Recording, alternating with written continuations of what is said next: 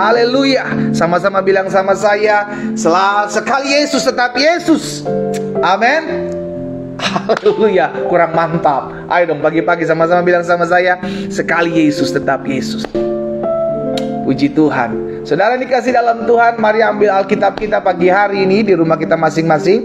Baik teman-teman yang di Facebook, teman-teman yang di Zoom, teman-teman yang di Instagram, maupun teman-teman yang di TikTok. Kita akan kembali merenungkan firman Tuhan pagi hari ini. Mari kita ambil Alkitab kita sudah ada dalam Keluaran pasalnya yang ke-22, ya. Keluaran pasal 22. Kita ada di ayat yang ke-18 sekarang. Keluaran pasal 22 ayat 18 sampai dengan ayat 20. Ya kan, kita ada belajar dalam Keluaran 22 ini ada ketetapan-ketetapan hukum-hukum Allah yang disampaikan kepada Tuhan melalui Musa kepada bangsa Israel. Baik ketetapan tentang hukum ganti rugi, ketetapan tentang keadilan Allah, ketetapan tentang nyawa seseorang, begitu kan, sehingga ada batasan, iya kan, tujuannya ada batasan agar bangsa Israel bisa menjalani kehidupannya kelak di tanah perjanjian dengan tuntunan dan arahan firman Allah. Dan hari ini kita masuk dalam Keluaran pasal yang ke-22 di ayat yang ke-18, saudara yang dikasih dalam Tuhan. Di ayat 18 sampai dengan ayat yang ke-20 masih tentang ketetapan hukumnya Allah.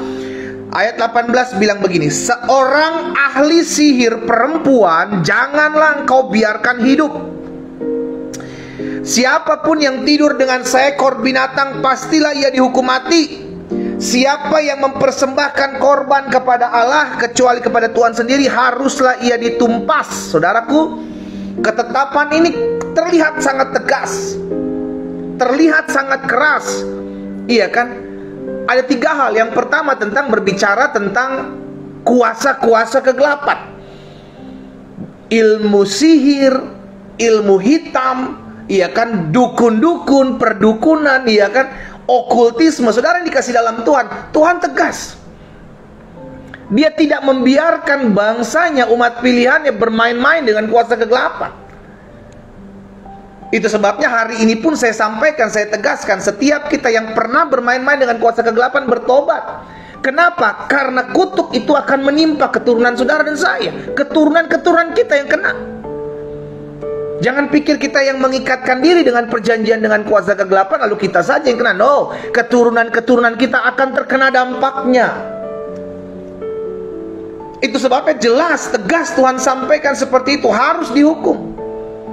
Kenapa? Karena Allah kita adalah Allah yang cemburu. Jadi baik bicara tentang perdukunan, bicara tentang kuasa-kuasa kegelapan, bicara tentang ilmu-ilmu sihir, ditegaskan tidak ada ditetapkan di bangsa Israel. Jangan sampai orang-orang seperti ini ada. Yang kedua tentang apa? Lihat di ayat yang ke-19, siapapun yang tidur dengan seekor binatang pasti dia dihukum mati.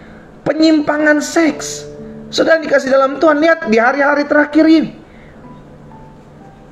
udah aneh, iya kan?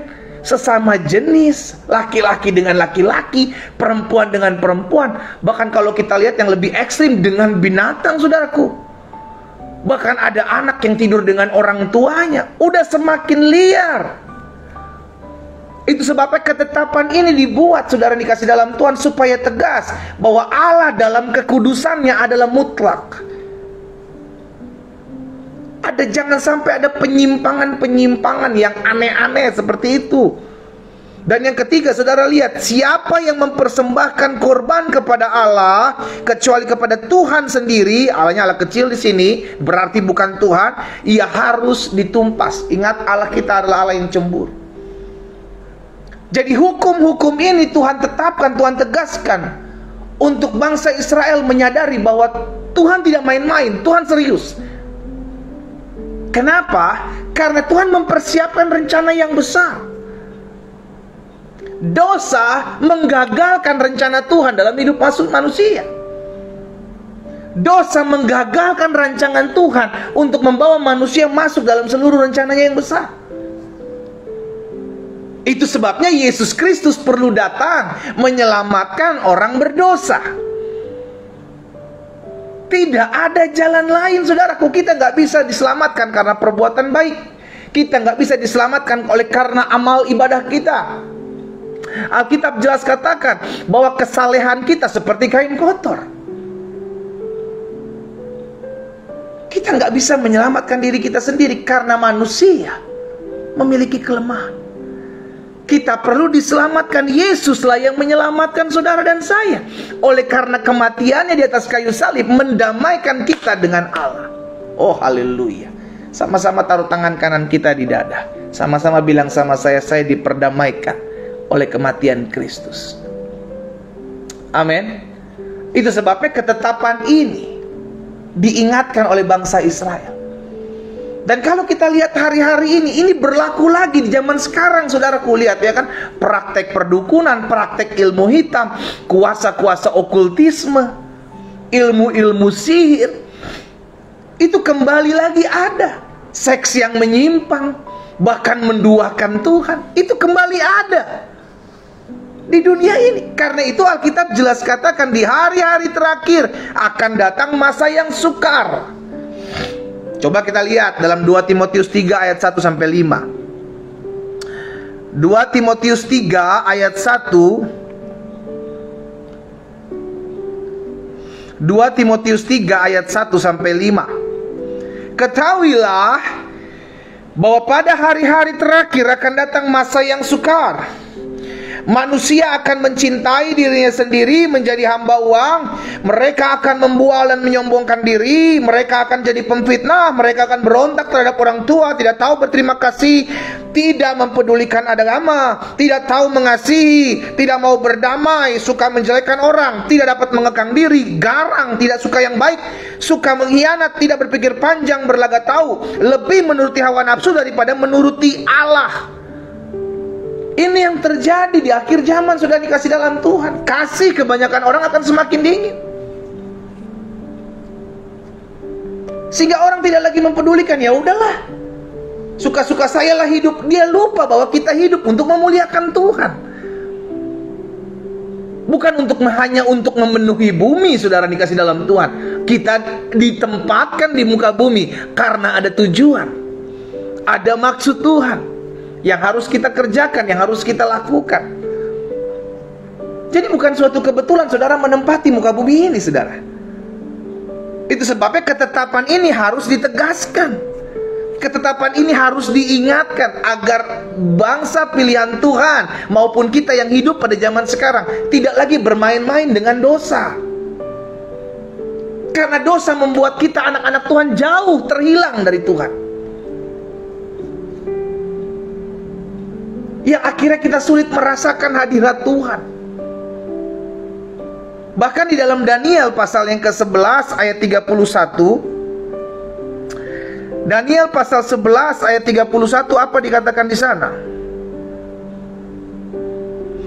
Tentaranya akan muncul, mereka akan menajiskan tempat kudus. Ini yang terjadi di akhir zaman.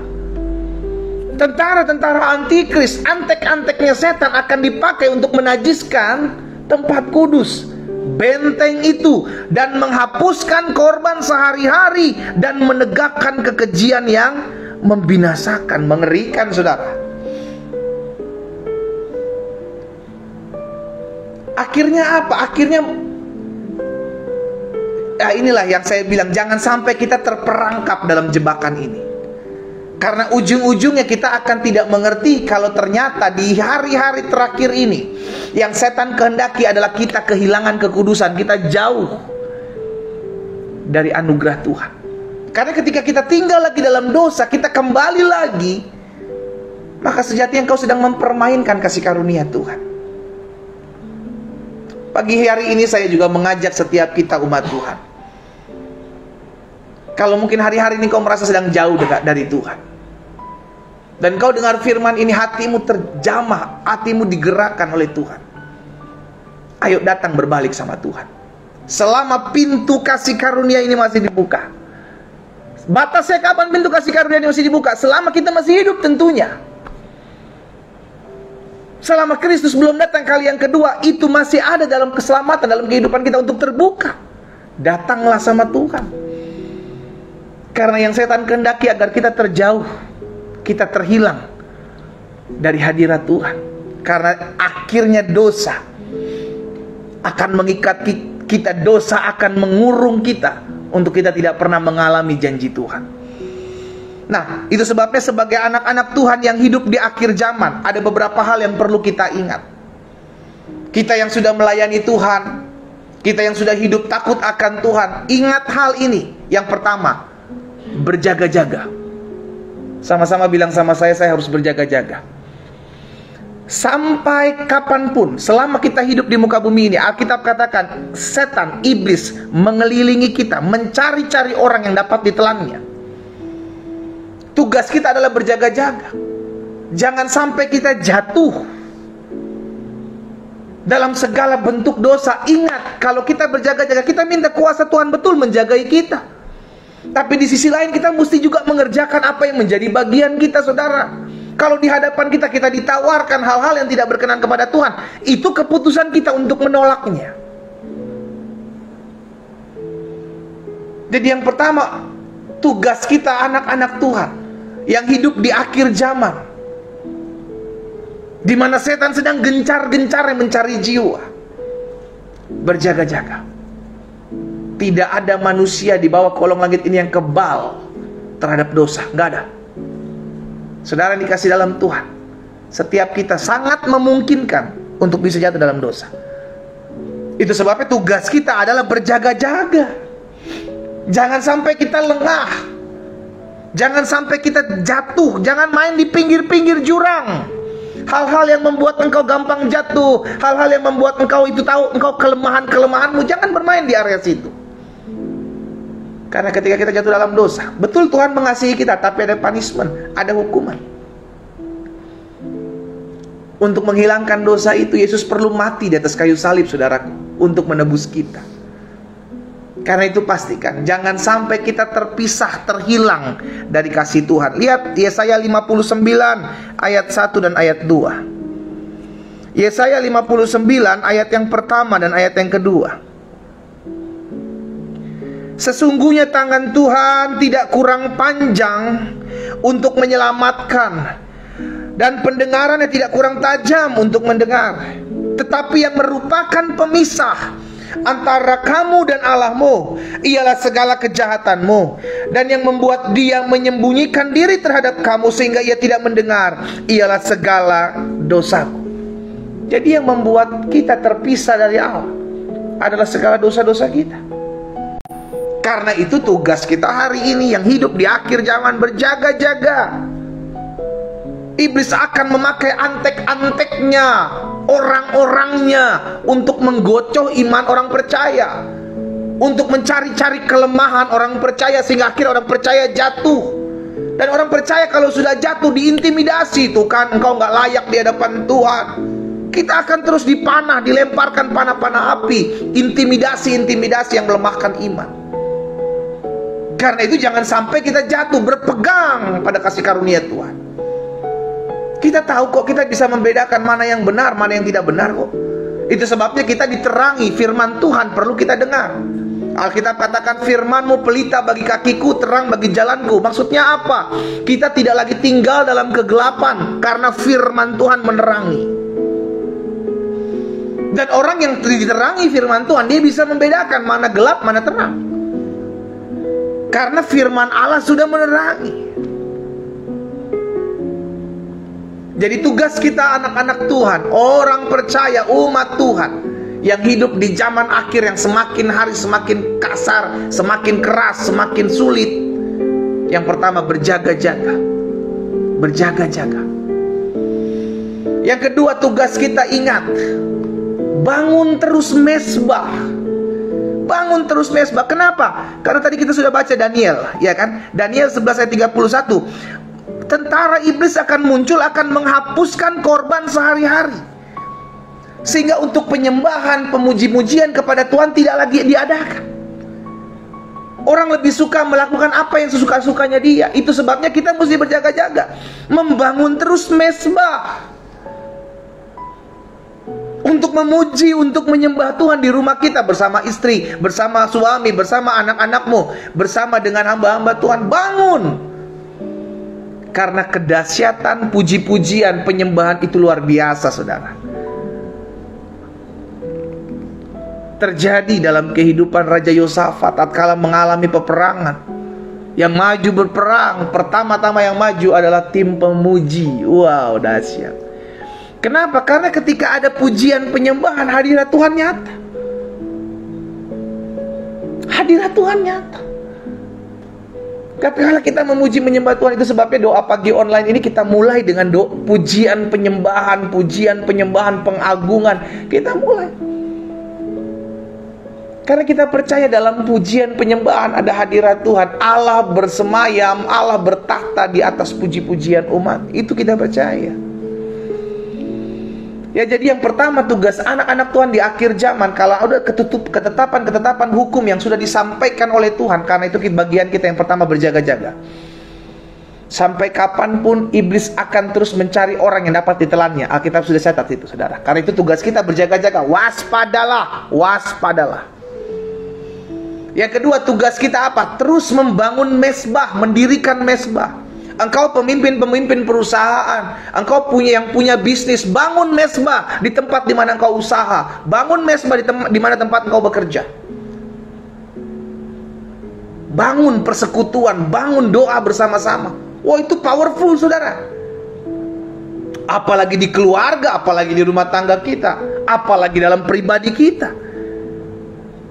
Itu sebabnya perlu kita bangun mesbah itu, sehingga pada akhirnya ketika kita membangun mesbah, ada hadirat Tuhan, ada kuasa Tuhan yang mengurapi setiap kita.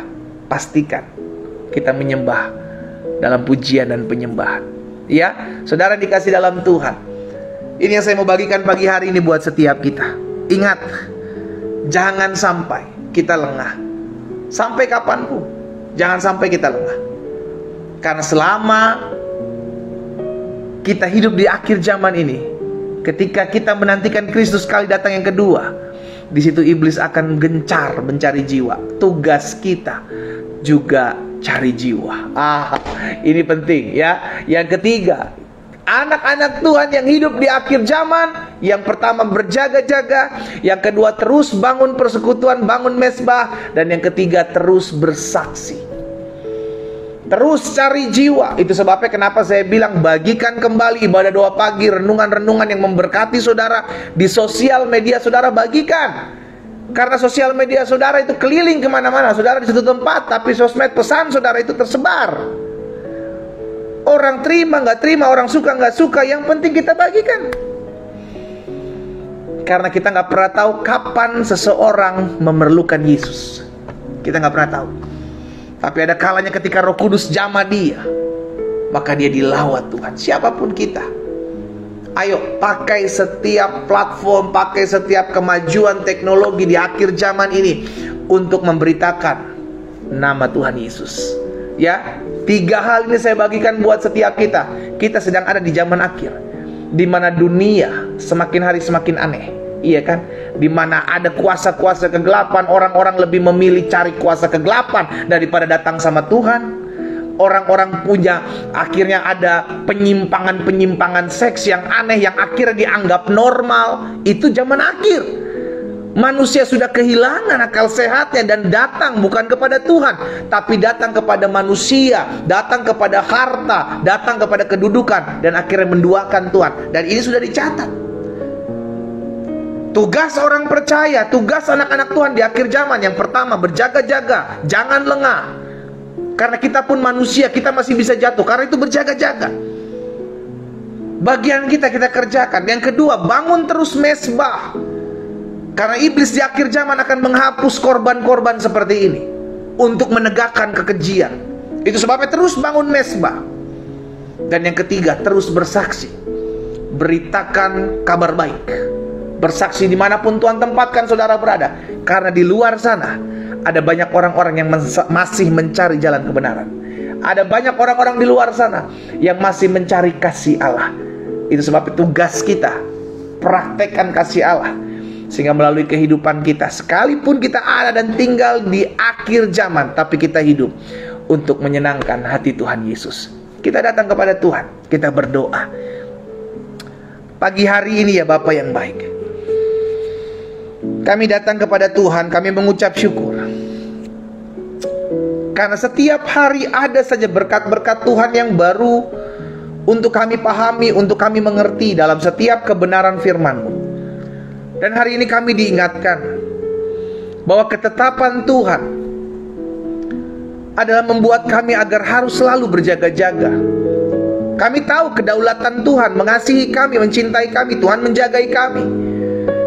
Tapi bagian kami harus kerjakan. Kami harus bisa membedakan mana benar, mana salah, mana terang, mana gelap.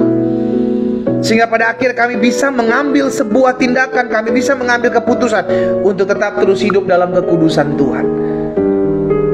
Apa yang Tuhan taruh dalam hati hamba sudah hamba sampaikan buat umat Tuhan, agar setiap kami dalam kehidupan kami di akhir zaman ini, di dunia yang semakin hari semakin bergerak kepada kehancuran, kebinasaan. Karena kami tahu di akhir zaman Tuhan sedang menggoncangkan segala sesuatu yang akan digoncangkan. Itu sebabnya bagian kami adalah berjaga-jaga. Bagian kami adalah terus membangun mezbah, bersekutu dengan Allah. Dan bagian kami terus bersaksi, membawa, memberitakan kabar baik dimanapun kami tempatkan oleh Tuhan. Hamba berdoa di dalam nama Yesus, biar firman termaterai dalam kehidupan kami. Kami menjadi pribadi-pribadi yang tetap kuat menjalani hidup ini. Kami tahu tidak mudah untuk kami anak-anak Tuhan hidup di akhir zaman. Tapi kami percaya kasih karunia Allah itu yang menopang kami. Kasih karunia Tuhan itu yang menolong kami. Dan kasih karunia Tuhan itu yang memberikan kami kekuatan untuk kami tetap tegak berdiri menghadapi setiap badai kehidupan. Bapa, hamba menyerahkan setiap umat-Mu satu persatu dalam tangan Tuhan. Tuntun, arahkan, sertai setiap jalan-jalan mereka, sehingga apapun yang mereka jalani dalam hidup mereka, Tuhan sertai, Tuhan pimpin, Tuhan tuntun. Hamba menyerahkan umat-Mu satu persatu dalam setiap pergumulan hidup mereka. Kami tahu dalam kami mengiring Tuhan tidak mudah. Itu sebabnya kami perlu kekuatan yang berasal daripada Tuhan, yang memampukan kami, yang menolong kami untuk tetap terus bersyukur dalam segala sesuatu. Hamba berdoa menyerahkan setiap umat Tuhan satu persatu. Biar dalam kesetiaan mereka mengiring Tuhan, mereka tetap kuat menjalani hari-hari hidup mereka. Hamba berdoa buat setiap pokok-pokok doa yang Tuhan percayakan untuk mereka naikkan saat ini. Hamba ucapkan berkat di dalam nama Tuhan Yesus. Biarlah kasih karunia Tuhan, anugerah Tuhan itu yang menopang setiap kami. Dan kami berdoa saat ini di dalam nama Tuhan Yesus, kalau ada di antara umat Tuhan yang hari-hari ini hidup sedang jauh dari Tuhan, mereka masih terikat akan kelemahan, akan dosa, tapi hari ini tatkala mereka dengar firman, mereka mau datang berbalik kepada Tuhan. Jika itu adalah doamu saudara, engkau sadar hari-hari ini engkau sedang jauh dari Tuhan, dan engkau rindu untuk memperbaiki hubunganmu dengan Tuhan. Engkau rindu engkau dipulihkan, engkau rindu engkau diampuni segala dosa dan pelanggaranmu. Taruh tangan kananmu di dada. Saya mau berdoa buat saudara. Bapa, ada anak-anak Tuhan yang hari-hari ini sedang hidup jauh dari Tuhan, tapi tatkala mereka mendengarkan firman-Mu pagi hari ini, Roh Kudus menjamah mereka, sehingga mereka mau datang berbalik kepada Tuhan. Itu sebabnya mereka meletakkan tangan kanan mereka di dada mereka. Tanda mereka rindu dipulihkan, tanda mereka rindu diubahkan, tanda mereka rindu mengalami perjumpaan dengan Tuhan. Dan hari ini Bapa, hamba berdoa di dalam nama Yesus, di dalam nama Yesus, kasih karunia Tuhan menjamah setiap mereka. Mereka yang datang dengan hati yang hancur, mereka yang datang dengan segala kerendahan hati untuk dipulihkan. Tuhan, Engkau melihat kesungguhan hati mereka. Hamba berdoa dan hamba ucapkan berkat di dalam nama Yesus.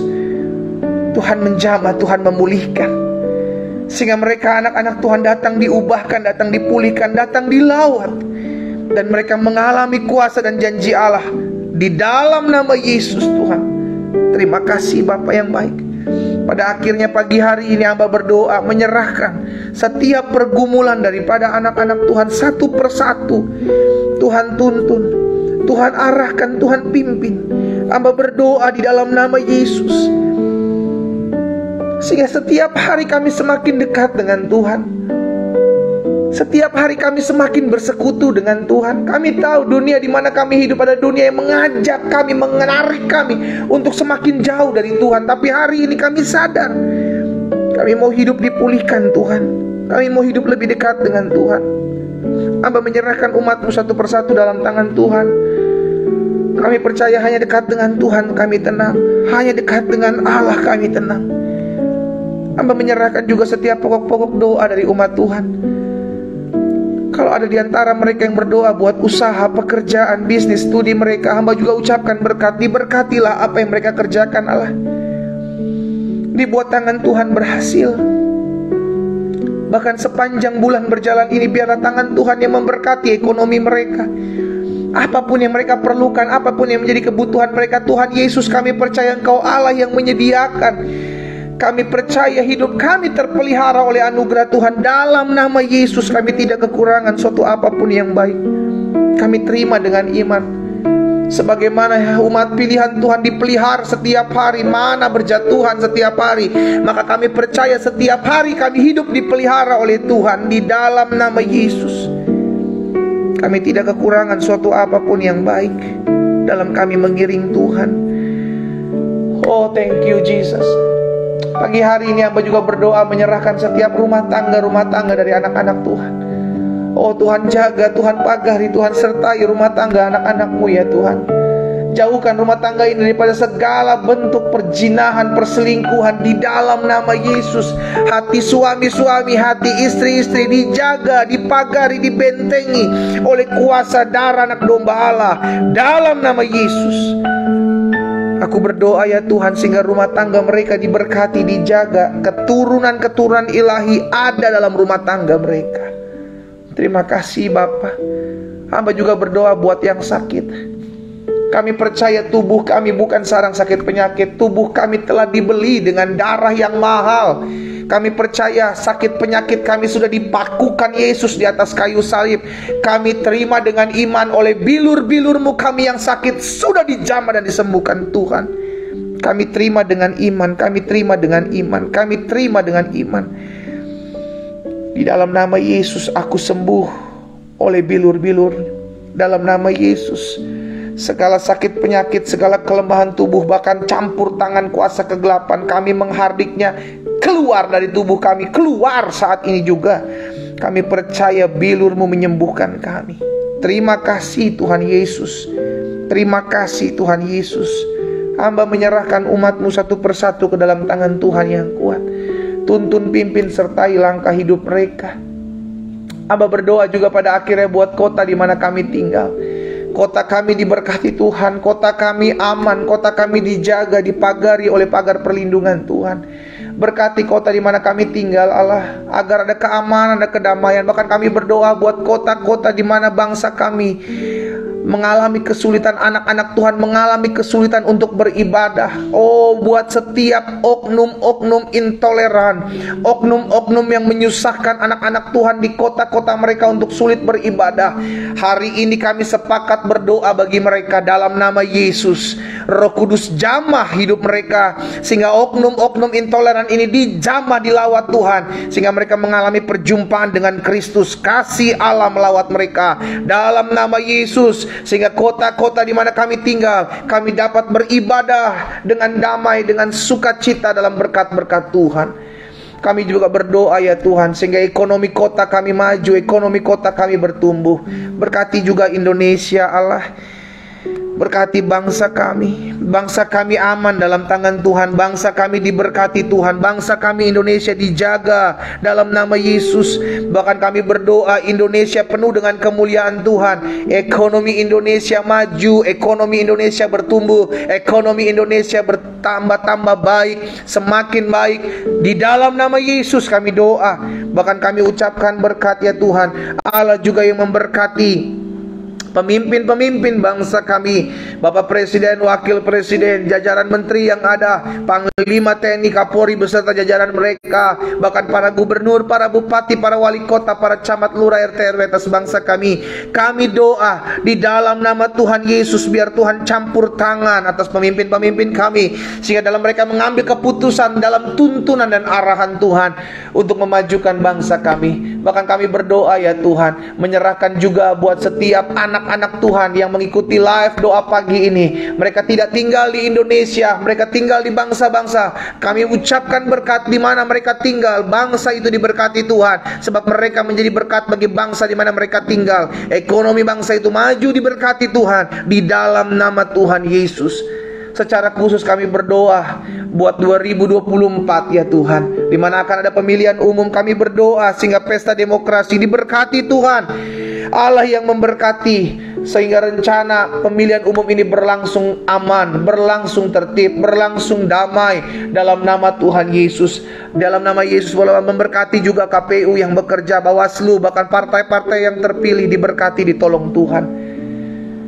Terima kasih Tuhan Yesus. Kami bersyukur buat pagi hari ini. Kami percaya rencana Tuhan indah bagi kami. Secara khusus hamba berdoa buat setiap orang-orang muda dimanapun mereka berada.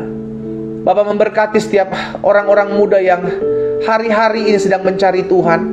Biarlah Tuhan tetapkan, teguhkan hati mereka, sehingga ada banyak orang-orang muda dipakai Tuhan di masa muda mereka, menjadi berkat buat kalangan-kalangan orang-orang muda. Bahkan hamba berdoa secara khusus ya Tuhan, buat setiap jiwa-jiwa muda yang hari-hari ini mungkin sedang terhilang. Biarlah Tuhan jamah, Tuhan lawat setiap orang-orang muda. Kami doa dalam nama Yesus, sehingga orang-orang muda ini mengalami kasih Tuhan, mengalami lawatan Tuhan, sehingga terjadi kebangunan rohani buat orang-orang muda, baik di bangsa ini maupun di dunia ini. Di dalam nama Yesus, kami rindu ada kemajuan, hal-hal yang dahsyat terjadi buat orang-orang muda. Tuhan memberkati masa muda anak-anak Tuhan, secara khusus mereka yang bergabung dalam doa pagi ini, mereka yang menyediakan waktu di pagi hari untuk mencari Tuhan. Hamba berdoa di dalam nama Yesus, masa muda mereka diberkati Tuhan, masa muda mereka dijaga Tuhan, dipelihara Tuhan. Bahkan Tuhan menuntun mereka masuk dalam seluruh rencana Tuhan di masa muda mereka. Masa muda mereka berhasil, beruntung, studi mereka diberkati Tuhan. Bahkan cita-cita mereka masuk dalam seluruh rancangan Allah yang ajaib. Kalau ada di antara mereka yang hari-hari ini berdoa untuk mendapatkan pasangan hidup, hamba juga berdoa memohon belas kasihan Tuhan. Allah juga yang memberkati mereka, sehingga orang-orang muda ini dipertemukan dengan pasangan hidup yang takut akan Tuhan, mengasihi Tuhan, bahkan mengasihi dan mencintai mereka. Di dalam nama Yesus, terima kasih Bapa. Pada akhirnya kami bersyukur. Kalau ada di antara mereka yang berdoa untuk mencari pekerjaan hari-hari ini, biar juga Tuhan buka jalan. Tuhan tolong sehingga mereka menemukan tempat pekerjaan yang baik, yang layak untuk mereka bekerja dan menjadi berkat di sana. Di dalam nama Yesus. Bapak terima kasih buat pagi hari ini. Kami ucapkan berkat, biarlah di sepanjang hari ini kami hidup memuliakan Tuhan. Di sepanjang hari ini kami hidup menjadi berkat. Bahkan di sepanjang hari ini nama Tuhan dipuji dan dipermuliakan melalui hidup kami. Hamba berdoa, dan kami percaya apa yang kami doakan pagi hari ini kami naikkan dalam tangan Tuhan. Kami percaya, kami imani, sudah kami terima dan terjadi dalam hidup kami, sehingga tergenapi apa yang Tuhan Yesus sampaikan bagi kami. Apapun juga yang kamu doakan dan kamu minta, percayalah bahwa kamu telah menerimanya, maka hal itu diberikan kepadamu. Kami terima apa yang kami doakan terjadi dalam hidup kami. Di dalam nama Tuhan Yesus Kristus kami berdoa. Sama-sama kita katakan amin. Haleluya. Saudara yang dikasih dalam Tuhan, ibadah online kita Selasa 7 Februari selesai. Bagian kita sekarang adalah menjadi pelaku-pelaku firman Tuhan. 3 hal saya bagikan, lakukan mulai hari ini. Berjaga-jaga, waspadalah dalam setiap kehidupanmu, dalam setiap segi kehidupanmu. Dan yang kedua, ingatlah untuk tetap terus selalu memuliakan Tuhan, membangun mesbah, membangun puji-pujian dimanapun kau berada, meninggikan nama Tuhan, mengucap syukur dalam segala hal. Dan yang ketiga, pastikan engkau terus menjadi berkat, engkau terus bersaksi, engkau terus membawa kabar baik, baik melalui sosial mediamu maupun kehidupanmu sehari-hari, sehingga melalui hidup saudara dan saya, nama Tuhan Yesus dipuji dan dipermuliakan. Haleluya. Kita kembali ketemu besok pagi dalam doa pagi online. Pastikan setiap kita tetap terus mengandalkan Tuhan, tetap terus menaruh pengharapan kepada Tuhan. Doa saya menyertai kita semua. Selamat pagi, selamat beraktivitas. Tuhan Yesus memberkati. Shalom.